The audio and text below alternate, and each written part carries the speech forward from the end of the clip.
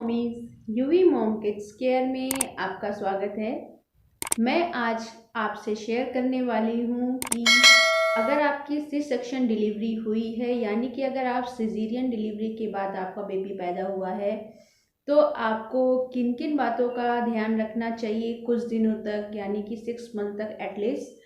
क्योंकि मेरी भी दो बेटियां हैं और मेरी भी दोनों डिलीवरी सीजेरियन ही हुई है, यानी कि सी सेक्शन से हुई है।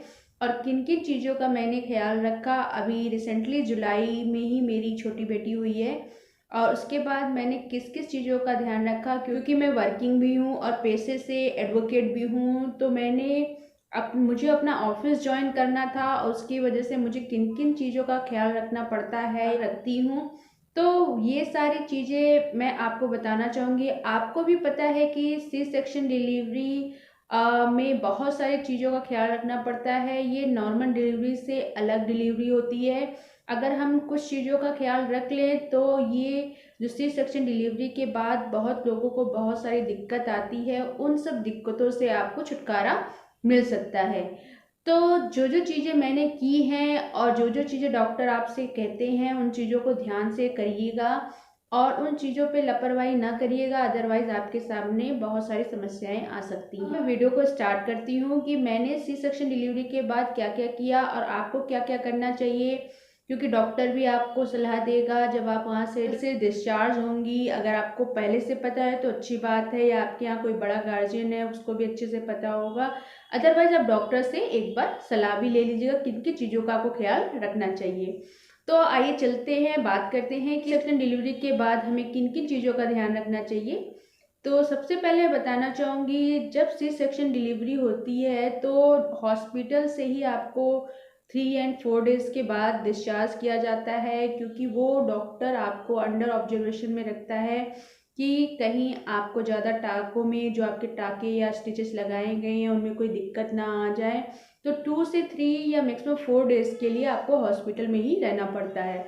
तो उसके बाद जब आपको डिस्चार्ज किया जाता है तो आप कोशिश कीजिए घर में आकर, जब तक आपके टाँके अच्छे से सूख ना जाए, कोशिश कीजिए ज़्यादा से ज़्यादा आराम करने की। और कोई भी ऐसा काम मत करिए जिससे टाँकों पे खिंचाव हो, या कोई भी ऐसा भारी सामान मत उठाइए जिससे टाँकों पर खिंचाव हो। एटलीस्ट आपको 6 मंथ तक भी कोई भी ऐसा काम नहीं करना है आफ्टर डिलीवरी या सी सेक्शन डिलीवरी के बाद कि आपके टाँकों में खिंचाव हो और किसी तरीके का भारी सामान भी नहीं उठाना। तो पहली प्रायोरिटी आपकी यही है कि सी सेक्शन डिलीवरी के बाद अपने एटलीस्ट स्टिचेस सूखने तक अपने टाँकों का, अपने पेट का या किसी तरीके के वजन ना उठाने का ध्यान जरूर रखिएगा। दूसरी बात ये करूँगी, अगर आपकी सी सेक्शन डिलीवरी हुई है और अगर आपको कोई भारी सामान उठाना भी है तो कोशिश कीजिए आपके घर में जो भी अवेलेबल हो, यानी कि आपके हस्बैंड हो या कोई अदर पर्सन या आपकी मदर इन लॉ हैं या कोई भी है, उनका सहारा लीजिए। कोशिश ये ना कीजिए कि अगर आपके टाँके आपके सूख भी गए हैं और आपको डिलीवरी के 1.5 मंथ भी हो गए हैं, अगर आप सोचोगे कि नहीं मैं तो ये उठा सकती हूँ और मुझे कोई प्रॉब्लम नहीं है, तो थोड़ा सा ध्यान रखिए। क्योंकि हमें चाहे जितना अंदर से फील हो कि हम ठीक हैं, बट इन सब चीज़ों, क्योंकि इंटरनल चीज़ें सही होने में थोड़ा टाइम लगता है, तो किसी ना किसी की मदद जरूर ले लीजिए, खासकर भारी सामान उठाने में, अदरवाइज समस्या हो सकती है आपके साथ।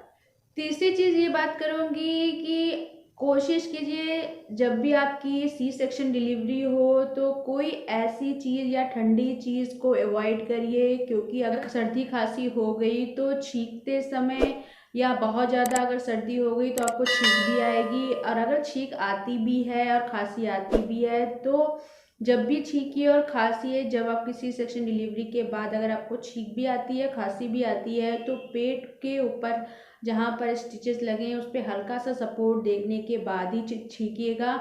ऐसा ना हो कि बहुत तेज़ी आपने छींका और आपको खांसी बहुत तेज आने से कहीं ना कहीं टाँकों में खिंचाव हो जाता है। तो कोई भी ऐसी चीज़ मत खाइए जिससे आपको सर्दी या खांसी हो जाए। तो कुछ दिनों तक उन चीज़ों को अवॉइड करिए ताकि आपकी सर्दी खांसी ना हो और आपको छींक और खांसी ना आए। अगर आती भी है तो अपने पेट पर एक बार सपोर्ट करते हुए फिर खांसिएगा।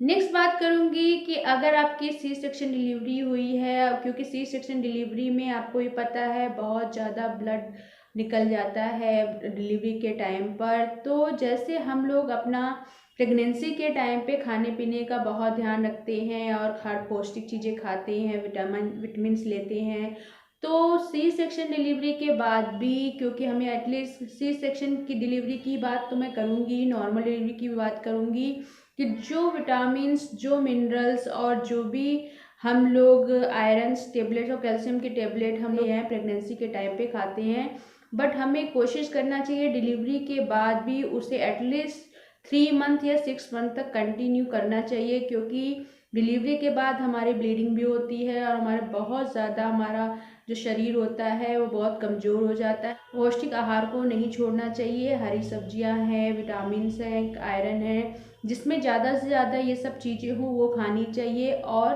ताकि जो हमारे टाँके लगे हैं वो भी अच्छे से रिकवर हो जाए और हम जल्द अच्छे हो जाएं। तो पौष्टिक आहार या विटामिन्स और मिनरल्स जो भी आपने पहले खाए हैं उन चीज़ों को आप डिलीवरी के बाद भी खाते रहिए एटलीस्ट 6 मंथ तक। नेक्स्ट बात करूँगी कि जब भी आपकी अगर सी सेक्शन डिलीवरी हुई है, तो मैं अपनी पर्सनल एक्सपीरियंस बताती हूँ कि सी सेक्शन डिलीवरी के बाद उठने बैठने में भी बहुत ज़्यादा दिक्कत होती है। तो जो भी बेबी से रिलेटेड चीज़ें होती हैं कोशिश कीजिए उसे ज़्यादा दूर मत रखिए। जैसे हमें बच्चों का मसाज करने हैं, मसाज ऑयल है और उनसे रिलेटेड जो भी छोटी छोटी चीज़ें हैं, क्रीम है और जो हम उन्हें यूज़ करते हैं, डाइपर है, वाइप्स है, इसे अपने पास रखिए। ऐसा ना हो कि आप का बेड यहाँ पर है और आप बहुत दूर तक उसको रख रही है, तो बार बार बेड से उतरनी और बार बेड पर बैठने में कुछ दिनों तक इस सब चीज़ों का ख्याल रखिए कि उसे अपने पास रखिए ताकि आप इजीली उसे उठा सके, बार बार आपको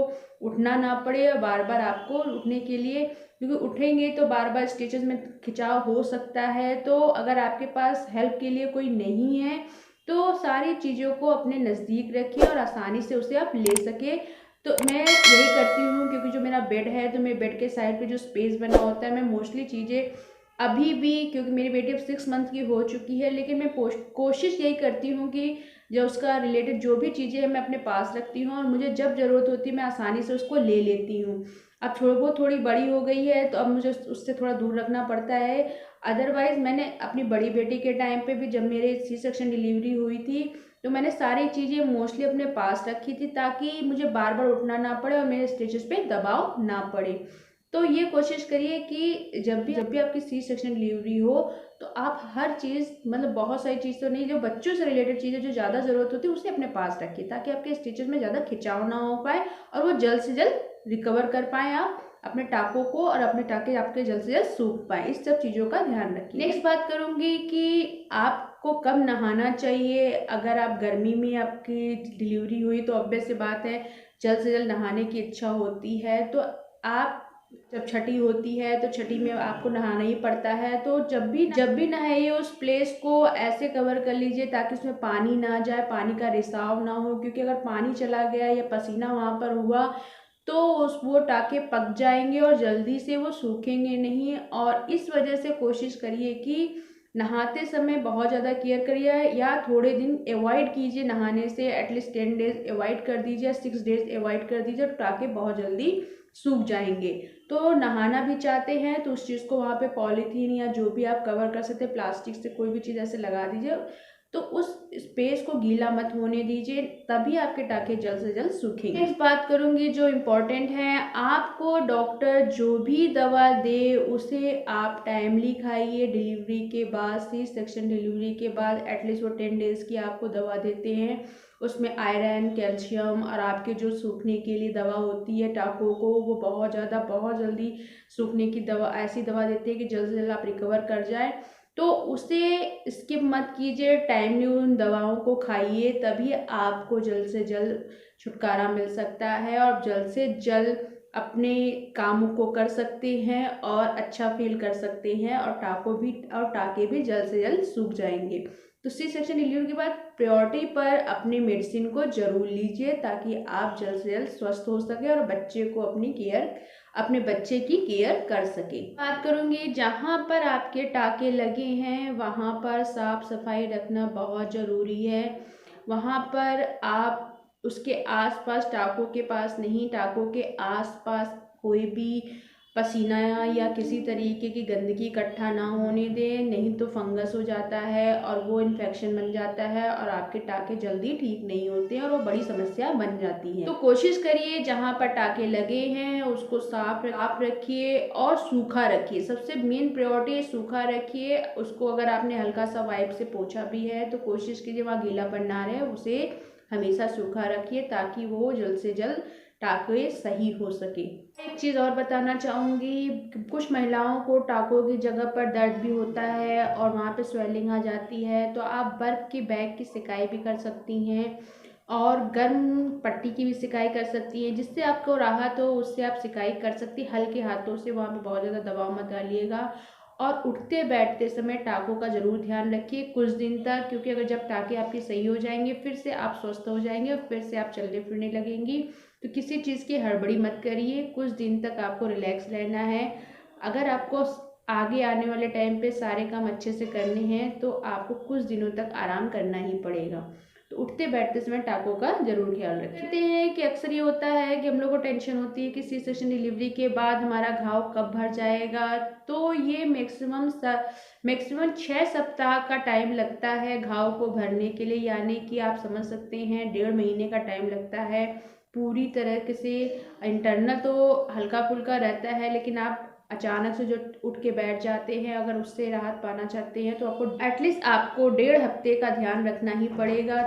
इन सब के बाद भी अगर आपको बहुत ज़्यादा दिक्कत हो रही है, आपको उठने बैठने में दिक्कत हो रही है और आपको पस भी आ रहा है वहाँ पर, तो प्लीज़ डॉक्टर से सलाह ज़रूर लीजिएगा, क्योंकि हर लोग अलग होते हैं, सबकी बॉडी अलग होती है। अगर मैं अपनी बात करूँ तो मैं 1.5 मंथ में बिल्कुल चलने फिरने लायक बहुत अच्छे से, मैं अपनी बेबी का भी केयर कर लेती थी, अपना भी कर लेती थी। और मैंने 2 मंथ्स 3 मंथ्स के बाद ऑफिस भी ज्वाइन कर लिया था। तो सबका जो फिजिक होता है, सबकी बॉडी अलग होती है। तो अगर आपको कोई भी दिक्कत हो तो डॉक्टर से तुरंत जाके सलाह लीजिए। अगर टाँकों में किसी तरीके का रिसाव या किसी तरीके का पस दिख रहा है तो तुरंत कांटेक्ट करिए डॉक्टर को, बिना लापरवाही कीजिए, तब आप उस चीज़ को सही कर पाएंगी और टाइमली स्वस्थ हो पाएंगी। मैंने जो भी चीज़ें आपको बताई हैं उन सब चीज़ों का ध्यान रखिए और अपना ख्याल रखिए। अगर आपके घर में कोई बड़ा बुजुर्ग है तो उससे हेल्प लीजिए। ओके गाइस, अगर आपको वीडियो पसंद आया हो तो लाइक कीजिए, सब्सक्राइब कीजिए और बेल आइकन पर क्लिक कीजिए। Thank you.